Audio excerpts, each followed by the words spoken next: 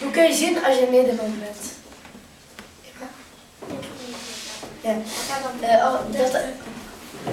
De molens.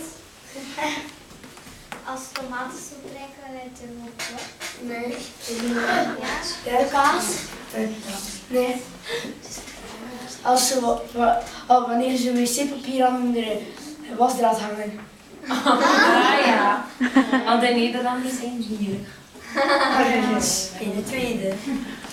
Jantje ging een keer naar de eerste...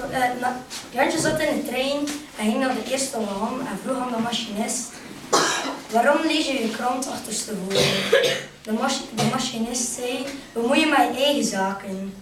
Jantje ging dan naar de tweede wagon en vroeg aan de vrouw: waarom brei je omgekeerd? Dan zei die vrouw: bemoei je met je eigen zaken.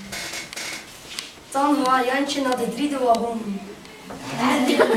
Bemoei je met je eigen zaken.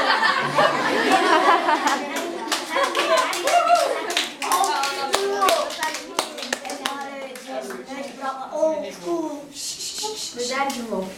Het is grijs en het hangt in de boel. Hier dan. Een zak cement. Nee, een potje. Een trosbeton.